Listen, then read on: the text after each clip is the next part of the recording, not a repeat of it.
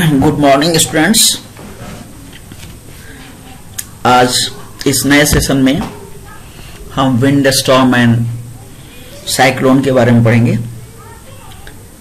उसके पहले हम एक बार फिर से आपको बता दें कि आप word of biology 95 YouTube channel को सब्सक्राइब करो, जिससे कि आपको पुराने वीडियोज और जो है नए वीडियोज जो कि अपलोड होने हैं उनके बारे में आपको इन्फॉर्मेशन मिलती रहे और आप तक जो है वो वीडियोज पहुंचते रहें। इसके अलावा आप जो है फॉलो कर सकते हो वर्ड ऑफ बायोलॉजी 95 wordpress.com को, और आप विजिट कर सकते हो मेरे फेसबुक पेज www.facebook.com/RajivRanjan1571978, जिस पर कि आपको बायोलॉजिकल इवेंट से रिलेटेड जो है डिफरेंट वीडियोस मिलेंगे, जिससे कि आप बायोलॉजी को अच्छे ढंग से समझ सकते हो। इस फेसबुक पेज का भी नाम वर्ड ऑफ बायोलॉजी 95 है। तो चलो स्टार्ट करते हैं एक नया चैप्टर, एक नया topic, wind storm and cyclone. यह विंड स्टॉर्म एंड साइक्लोन के बारे में हमें पढ़ना है और इस चैप्टर को हम 3 छोटे छोटे सेशंस में जो है पढ़ेंगे। और ये जो 3 छोटे छोटे सेशंस होंगे उसमें जो फर्स्ट सेशन है उसमें हम बात करेंगे विंड के बारे में। विंड है क्या? विंड को जानने के पहले हमें जानना होगा एयर को। एयर क्या है? एयर यानी जो है मिक्सचर है गैसेस का, जो कि हमारे एटमॉस्फेयर में पाया जाता है।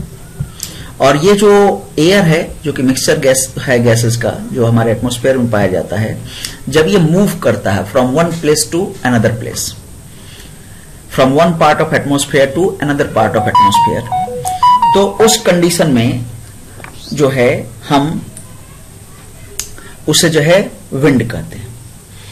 यानी विंड जो है वो मूविंग एयर है, और ये जो मूविंग एयर है, ये मूविंग एयर क्यों मूव करता है, यानी विंड जो है मूव क्यों करता है, एयर क्यों मूव करता है, इसके बारे में हमें जानने की कोशिश करनी है। सिंपल सी बात है कि अगर विंड एक मूविंग एयर है, इसका मतलब ये है कि विंड जो है में एयर मोशन में होता है, यानी from one place to another place जो है वो अपने पोजीशन को चेंज कर रहा है। ऐसा होता क्यों है? Actually wind is produced by the uneven heating of the earth surface. Uneven heating of the earth surface. Earth surface को हीट कौन करेगा? सन करेगा। तो सनलाइट से जो है अर्थ सरफेस का जब अनइवन हीटिंग होता है, why I am asking the uneven heating, क्यों हम अनइवन हीटिंग कर रहे हैं? उसके पीछे रीजन ये है कि जहां पर जो है हीटिंग ज्यादा होगा वहां पे जो हवा होगा, जो एयर होगा, वो ज्यादा गर्म होगा। ज्यादा गर्म होगा तो ज्यादा तेजी से ऊपर की तरफ उठेगा। जहां पर जो है टेम्परेचर या हीटिंग जो है कम होगा, वहां पे हवा जो है कम गर्म होगा और वो जो है उतनी तेजी से ऊपर की तरफ नहीं उठेगा। और हो सकता है जहां पर हीटिंग नहीं हो रही है वहां पर नॉर्मल कंडीशन में हवा है, तो जो हवा जो ऊपर की तरफ अगर उठ रहा है हल्की होकर के, जब हवा जो है गर्म होता है तो हल्का होता है, हल्का होने के बाद वो ऊपर की तरफ उठता है। तो जब वो ऊपर की तरफ उठ रहा होता है तो उस हवा का जो हवा ने जो स्पेस कवर किया हुआ था, वो जो स्पेस उसने ऑक्युपाई किया हुआ था, वो स्पेस क्या होगा? वो वैकेंट होगा। तो उस वैकेंट स्पेस को फर्दर ऑक्युपाई करने के लिए आसपास की जो हवा होगी वो उस वैकेंट स्पेस की तरफ मूव करेगी। जैसे देखो यहाँ पे सपोज दैट, मान लो कि जो है ये एक पोजीशन है और ये जो है दूसरा पोजीशन है। अब सपोज दैट इस पोजीशन पे हवा जो है गर्म हो रही है हीटिंग के कारण, और हवा गर्म होकर के ऊपर की तरफ बढ़ रहा है। ठीक है, तो जब हवा गर्म होकर के ऊपर की तरफ बढ़ रहा है तो ये स्पेस जो है ये वैकेंट हो रहा है, और इस वैकेंट स्पेस को ऑक्युपाई करने के लिए यहां की हवा जो है वो तेजी से जो है इस पोजीशन की तरफ मूव करेगी। जब ये तेजी से इस पोजीशन की तरफ मूव करेगी तो इसी मूवमेंट को जो है हम बोलेंगे विंड। ठीक है, अब जो है अर्थ सरफेस जो है वो लैंड और वाटर अलग अलग कंडीशंस का बना होता है। तो सनलाइट को भी जो है कि सनलाइट के रेडिएशन को जो एब्जॉर्ब करने की क्षमता होती है अर्थ सरफेस की, वो भी अलग अलग होती है। और यही कारण है कि जो है सनलाइट का जो एब्जॉर्प्शन है, सनलाइट के रेडिएशन का जो एब्जॉर्प्शन है, वो अर्थ सरफेस जो है अनइवनली करता है, इक्वल अमाउंट में हर जगह नहीं होता। और जब इक्वल अमाउंट में हर जगह नहीं होगा हीटिंग, तो उस कंडीशन में जो है विंड जनरेट होगा। ठीक है, विंड को जो है समझने के लिए विंड के जो है दो फैक्टर्स हैं जिनको हमें जानना होता है। एक होता है स्पीड और दूसरा होता है डायरेक्शन। तो स्पीड और डायरेक्शन की हमें बात करनी है कि किस स्पीड के साथ हवा जो है मूव करता है, विंड जो है मूव करता है, और किस डायरेक्शन में जो है विंड मूव कर रहा है। तो सबसे पहले तो जो है हम कुछ और चीजों को पहले समझ ले रहे हैं, उसके बाद फिर से हम डायरेक्शन की बात करेंगे। जैसे मान लो मूवमेंट ऑफ एयर की बात अगर हम कर रहे हैं, तो मूवमेंट ऑफ एयर में जो है मूवमेंट हो रहा है हवा का, कहां हो रहा है? From high pressure zone to the low pressure zone. अब हाई प्रेशर जोन और लो प्रेशर जोन, अब यहां पे एक नया टर्म आ गया। फिर से हम उसी एग्जांपल को देखते हैं। मान लो फर्स्ट पोजीशन यहां पे है और सेकंड पोजीशन यहां पे है। यहां पे हीटिंग ज्यादा हुई, हीटिंग ज्यादा होने के कारण यहां से जो है एयर जो है गर्म होकर के, हीट होकर के जो है ऊपर की तरफ मूव कर रहा है। तो हवा जब यहां से ऊपर की तरफ मूव कर रहा है तो हवा का कॉन्सेंट्रेशन यहां पे कम हो गया। जब यहां एयर का कॉन्सेंट्रेशन कम हो गया, एयर का अमाउंट कम हो गया, तो यहां पे एक लो प्रेशर क्रिएट हुआ। और यहां पे चूंकि हीटिंग उतनी ज्यादा नहीं हो रही है, तो हवा जो है वो गर्म होकर के ऊपर की तरफ नहीं बढ़ रहा है, तो यहां पे हवा का अमाउंट ज्यादा है, सो यहां पे हवा का प्रेशर ज्यादा है। तो जिस ज्यादा प्रेशर वाले एरिया से लो प्रेशर एरिया वाले जो है कंडीशन में हवा जो है मूव करेगा। और यही जो हवा का मूवमेंट जो है वो मूवमेंट ऑफ एयर या विंड है। तो always remember, air moves from higher pressure zone to the lower pressure zone and this movement is called as the wind. अब जो ये जो प्रेशर डिफरेंस है, यानी यहां ये इस पॉइंट पे और इस पॉइंट पे या इस प्लेस पे और इस प्लेस पे जो प्रेशर का जो डिफरेंस है, ये डिफरेंस जितना ज्यादा होगा विंड की स्पीड उतनी ही ज्यादा होगी। प्रेशर का डिफरेंस जितना कम होगा विंड की स्पीड उतनी ही कम होगी। ठीक है, तो जो है ये विंड के स्पीड को लेकर के हुआ। अब जो विंड का मूवमेंट है या जो प्रेशर डिफरेंस हो रहा है, ये अनइवन हीटिंग के कारण हो रहा है। अनइवन हीटिंग के कारण जो है हवा जो है गर्म होकर के ऊपर की तरफ बढ़ रहा है, और उस जगह को, उस स्पेस को ऑक्युपाई करने के लिए आसपास के कोल्ड एयर जो है वो मूव करके जो है वहां आ रहे हैं। तो जो है विंड जो है जनरेट हो रहा है।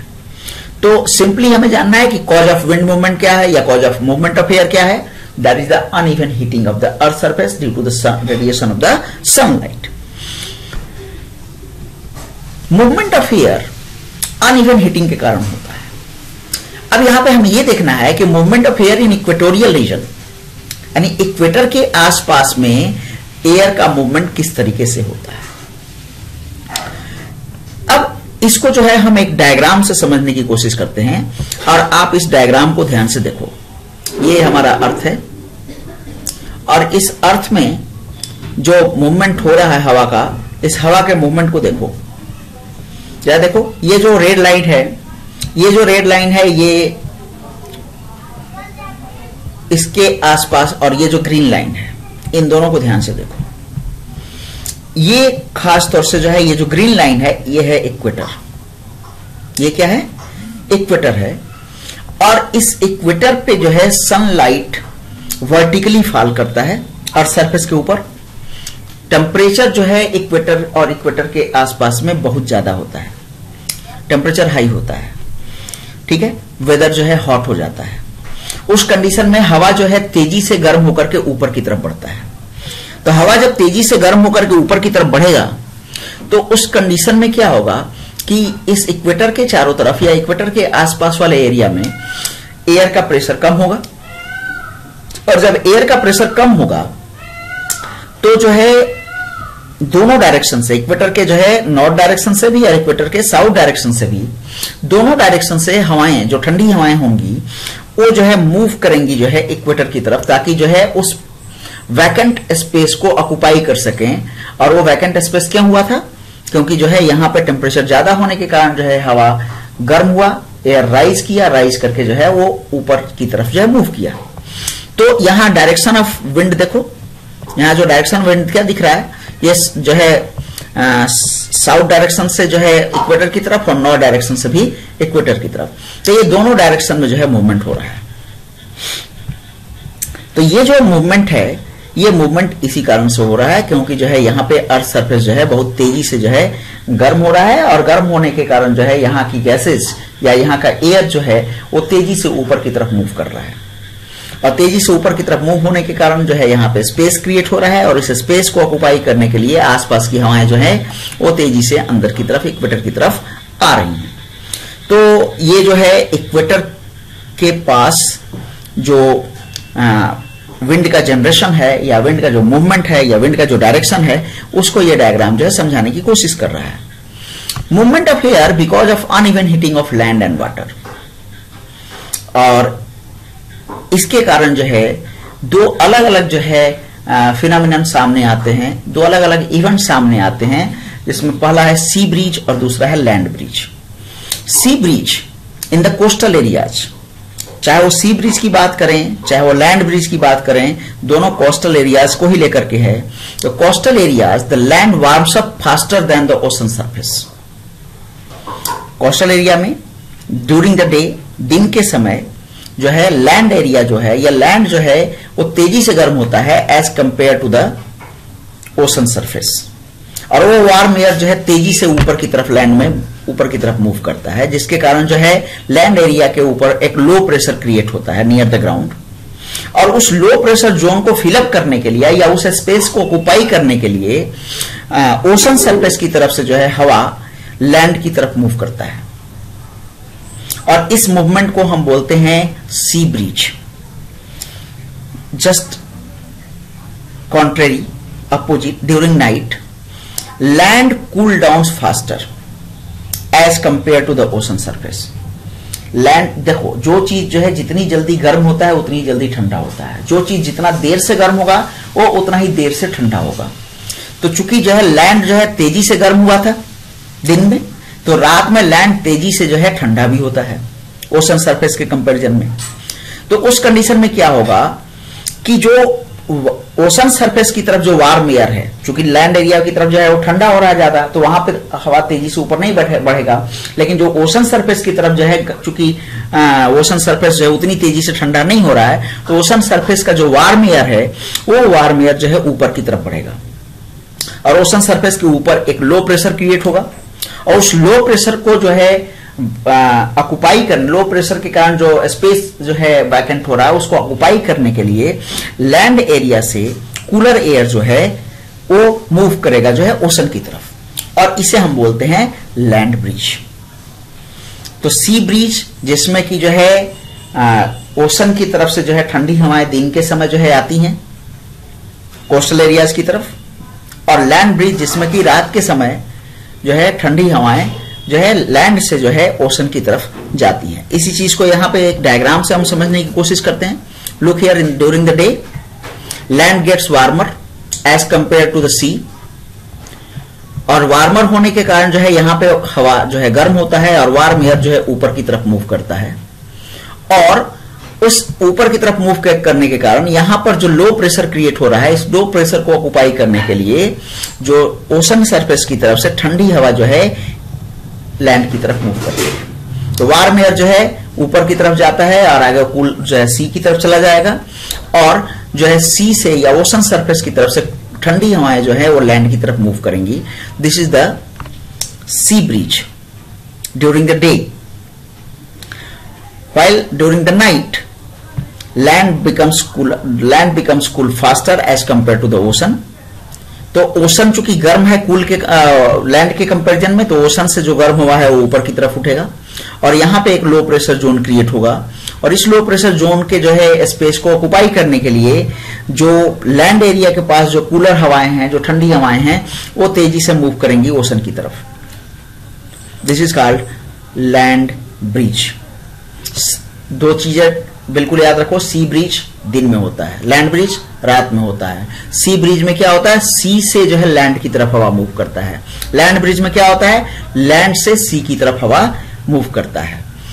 तो ये था सी ब्रिज एंड लैंड ब्रिज के बारे में। Next is monsoon, and monsoon के बारे में जो है हम नेक्स्ट सेशन में पढ़ेंगे। तो आज के लिए बस इतना ही, और जो है नेक्स्ट सेशन में हम मानसून के बारे में पढ़ेंगे और फर्दर स्टॉर्म के बारे में पढ़ेंगे।